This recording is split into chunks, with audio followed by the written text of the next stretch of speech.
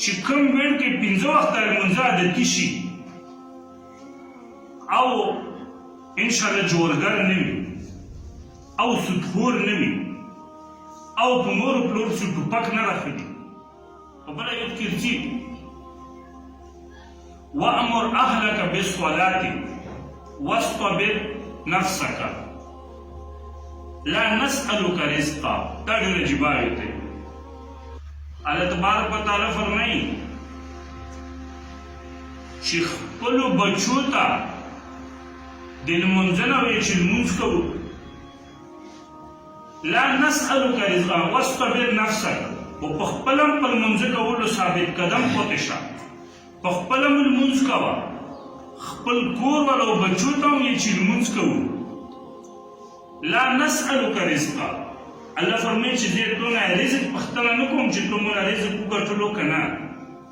زه تونه بچو تربیت پختنه کوم او تونه خپلو حکمونو پختنه کوم نو چې ته بچو له رزق ګټې ویله لګیې هره مردوړه والوله ویله کوې دا پختنه خو زه نه کوم زه خو دا پختنه نه کوم چې په خپله دې لمونځ کړی و که نه په خپله دې بچو تربیت کړی که نه نو ته بچو له لګیې رزق ویله ګټو تربیت یې نه کوې ته هم الټا روان وي په خبره که نه وامر اهلک بالصلاه خپل د کور والا ته لمونځنه ویل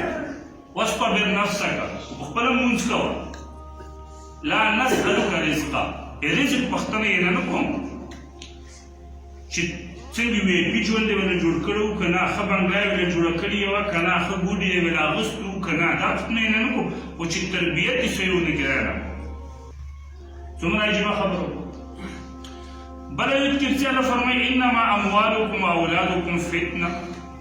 الله فرمایي چې تاسې مول نه دولت او رزګور نه تاسې چې ګټو دا او تاسې بچي دا فتنه یعنې په تاسې باندې امتحان دی په خپلو بچو او په خپل مول او دولت او رزګور کې څه مطلب دا شو چې ته رزګور کوې او ژوند کوې خو بچو نه یې کوې که نه اوس که ته رومه او مردوړه ویله کوې خو ته په امتحان کې ناکام شوې که بچو خو ویل دې وسوتلی الله حکم خو ویل دې ونه سوتلی خو که ته بچو له اړول رزق ګټې نو په امتحان کې ته کامیاب شوې د الله حکم خو ویل دې وسوتلی نو ګوره الله فرمایي چې تاسې باندې تاسې بچو کې هم امتحان دی او تاسې مال دولت کې هم امتحان دی نو که چېرته یو سړی داسې وي چې بچو د رزق غم کوي یا رومه مردوړه نه کسي وي تربیت غم یې نه کوي خو همدغه بچي ورته فتنه ګرځي پوه که نه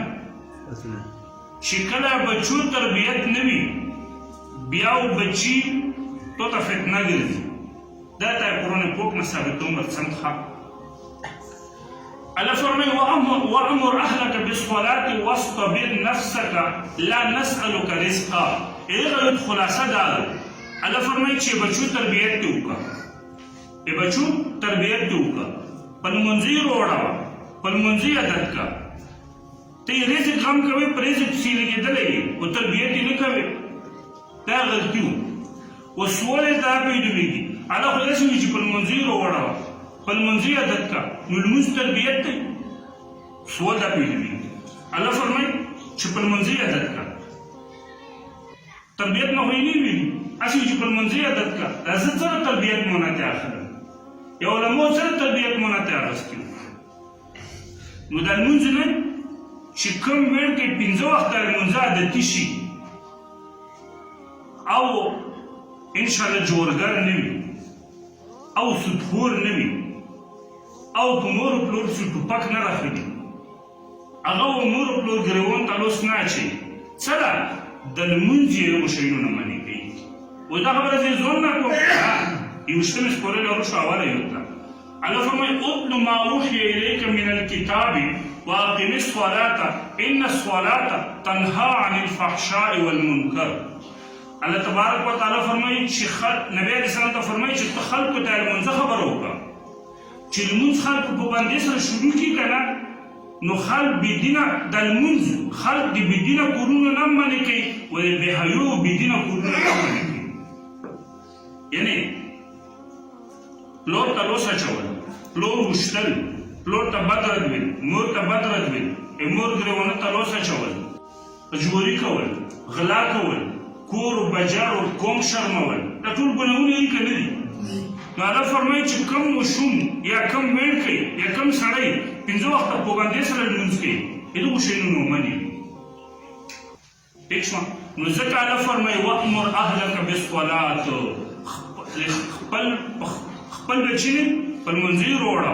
تربیت یو د لمونځ تربیت دی ځکه چې لمونځ کوي په 21 سپاره په اوله یو ترڅي چې هغو ټولو ګناهونو نه مني نه پوهېږم خبره قرآن پوه جبل کې توبه یې ښه